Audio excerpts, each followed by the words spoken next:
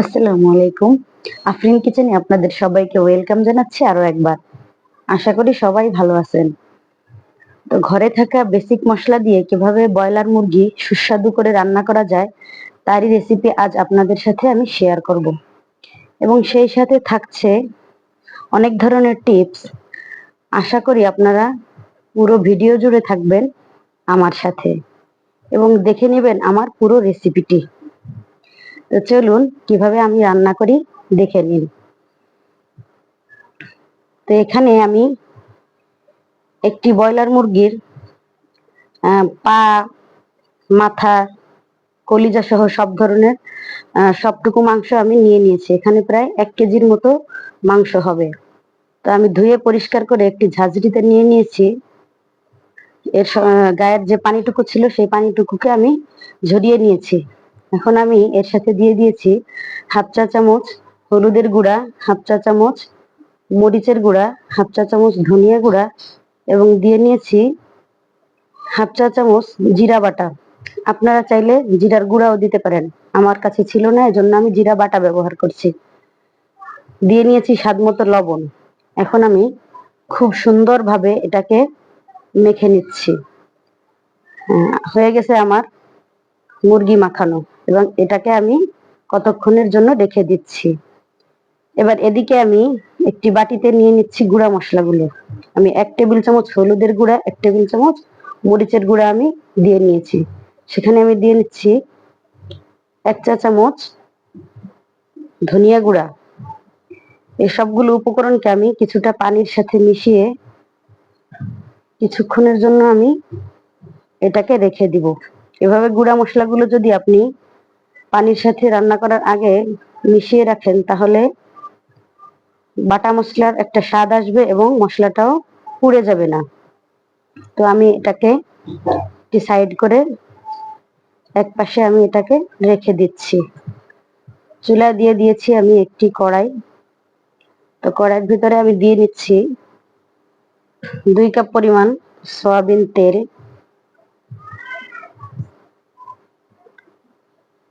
Sorry, 2 cup না, এখানে আমি 1 কাপ পরিমাণ সয়াবিন তেল দিয়ে নিয়েছি। এখন আমি দিয়ে নিচ্ছি 1 কাপ পরিমাণ পেঁয়াজ কুচি। এই পেঁয়াজটা আমি একেবারে কিছুটা নরম হয়ে যাওয়া পর্যন্ত আমি এটাকে ভাজতে থাকবো। অপরদিকে অপর চুলায় আমি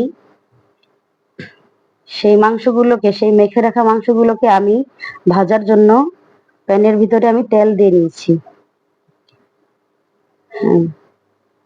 মাংসগুলোকে আমি একে একে ভাজতে দিয়েছি। এই মাংসগুলোকে অনেকক্ষণ যাবত ভাজা যাবে না, এতে করে মাংসটা একেবারে শক্ত হয়ে যাবে এবং এর ভিতরে কোনো ধরনের মশলা ঢুকবে না, যে কারণে নরম করে এটাকে ভাজতে হবে। যারা আসলে বুঝতে পারেন না যে ঠিক কতটুকু টাইম এটাকে ভেজে নিতে হবে, তাদেরকে আমি বলবো যে 2 থেকে 2.5 মিনিটের মতো আপনি এটাকে ভেজে নিবেন। আর চুলার জাল একবারেই কম রাখা যাবে না, সম্পূর্ণ হাই হিটে আপনাকে এটাকে ভেজে নিতে হবে, তা না হলে গোশতগুলো একবারে হার্ড হয়ে যাবে। তো উঠিয়ে নিচ্ছি আমার সেই ভাজা মাংসগুলো। তো এইভাবে আমি সবগুলো মাংসকে সুন্দরভাবে আমি ভেজে নিয়েছি। হয়ে গেছে আমার মাংস ভাজা। এখন আমি সেই যে পেঁয়াজ ভাজতে দিয়েছিলাম তার ভিতরে দিয়ে দিচ্ছি আমি 2টা তেজপাতা, 5-6টি মুখ ফাটিয়ে নেওয়া এলাচ আর 3-4 টুকরো দারচিনি। এগুলোকে আমি প্রায় 5-6 মিনিটের মতো ভাজবো। এটার ঘ্রাণটা যখন কিছুটা তেলের সাথে মিশে যাবে সে পর্যায়ে আমি এর সাথে অ্যাড করব 1 টেবিল চামচ পরিমাণ রসুন বাটা, 1 টেবিল চামচ পরিমাণ আদা বাটা, 1 টেবিল চামচ পরিমাণ 1 টেবিল চামচ না, 1 চা চামচ পরিমাণ জিরা বাটা। সবকিছু সুন্দরভাবে দেওয়ার পরে আমি মশলাটা ভালোভাবে ভেজে নিচ্ছি।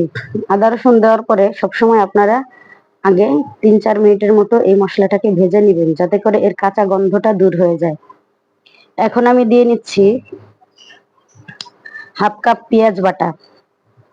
পেঁয়াজ বাটা দেওয়ার পরে আমি সুন্দরভাবে সম্পূর্ণ মশলাকে ভালোভাবে একেবারে ভেজে নিচ্ছি, কিছুটা কালার চেঞ্জ হয়ে যাওয়া পর্যন্ত। দেখুন ভাজতে ভাজতে আমার তেলটা উপরে চলে আসছে। এখন আমি দিয়ে নিচ্ছি সেই যে গুলিয়ে রেখেছিলাম গুঁড়া মশলা, সেই গুঁড়া মশলাগুলো সব আমি এর ভিতরে দিয়ে নিচ্ছি। গুঁড়া মশলাগুলো দেওয়ার পরে বাটিটা ধুয়ে বাকি পানিটুকু আমি দিয়ে দিচ্ছি। এখন সুন্দরভাবে আমি কষিয়ে নিব। সে সাথে অ্যাড করেছি 1 চা চামচ পরিমাণ লবণ। খুব ভালোভাবে ধৈর্য সহকারে এ পর্যায়ে সুন্দরভাবে কষিয়ে নিতে হবে। মশলা আপনি যত ভালো করে কষাবেন মাংসের স্বাদ তত বেশি ভালো হবে। তো কষাতে কষাতে এখন আমার মশলার কালারটা এরকম হয়ে আসছে। এ পর্যায়ে আমি দিয়ে নিচ্ছি সেই ভেজে রাখা মুরগির মাংসগুলো। মুরগির মাংসগুলো দেওয়ার পরে খানিক সময় এটাকে নেড়ে চেড়ে এর ভিতরে সেই মশলাগুলোকে সুন্দরভাবে ঢুকতে দিতে হবে, তা না হলে মাংসের সেই আসল টেস্ট আপনি পাবেন না। এখন অনেকক্ষণ কষানোর পরে দেখুন আমার কালারটা কেমন হয়েছে। এখন আমি দিয়ে নিচ্ছি হাফ কাপের মতো সিদ্ধ করা টমেটো। আপনাদের হাতের কাছে যদি টমেটো না থাকে তাহলে কোনো সমস্যা নেই, কিন্তু যদি আপনি দিতে পারেন তাহলে এর স্বাদটা অনেকটাই বেড়ে যাবে। তো এভাবে আরো আমি প্রায় 5-7 মিনিটের মতো মাংসটাকে আমি কষিয়ে নিয়েছি। কষাতে কষাতে আমার মাংসের কালারটা এখন এরকম হয়েছে। এ পর্যায়ে আমি দিয়ে নিচ্ছি 1 কাপের মতো পানি। আপনারা চাইলে এখানে গরম পানি ব্যবহার করতে পারেন, তবে আমি ঠান্ডা পানি ব্যবহার করছি। গরম বা ঠান্ডা পানি এতে কোনো সমস্যা নেই। প্রথমে আমি 1 কাপ দিয়েছি, এরপরে আমি আরো 1 কাপ পানি এড করে নিয়েছি।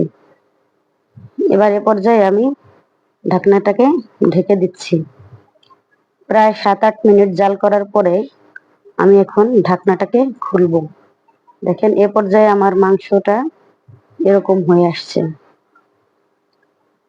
কালারটাও খুব সুন্দর আসছে, আর পেঁয়াজগুলো প্রায় আধা আধি সিদ্ধ হয়ে আসছে। তো আমি আরো ঢেকে রাখবো প্রায় 8 থেকে 10 মিনিটের জন্য।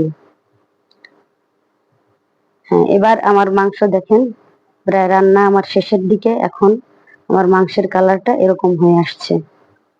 তো পুরোপুরি প্রস্তুত আমার মাংস রান্না। তো যারা ইউটিউব থেকে আমার এই চ্যানেলটিকে দেখছেন তারা অবশ্যই সাবস্ক্রাইব করবেন, আর যারা সাবস্ক্রাইব করেছেন তাদেরকে অসংখ্য ধন্যবাদ। আর যারা ফেসবুক থেকে দেখছেন তারা লাইক, কমেন্ট, শেয়ার সহ আমার পেজটিকে ফলো করবেন। তা আমার জন্য সবাই দোয়া করবেন। সবাই সুস্থ থাকবেন, ভালো থাকবেন। দেখে নিন আমার মাংসের কালারটা কেমন হয়েছে। খেতে কিন্তু অসম্ভব টেস্টি হয়েছিল আমার এই মাংসটা। আমি আশা করি আমার এই রেসিপি দেওয়ার পরে আপনারা এভাবে অবশ্যই রান্না করে খাবেন। দোয়া করবেন। আসসালামু আলাইকুম ওয়া রাহমাতুল্লাহ।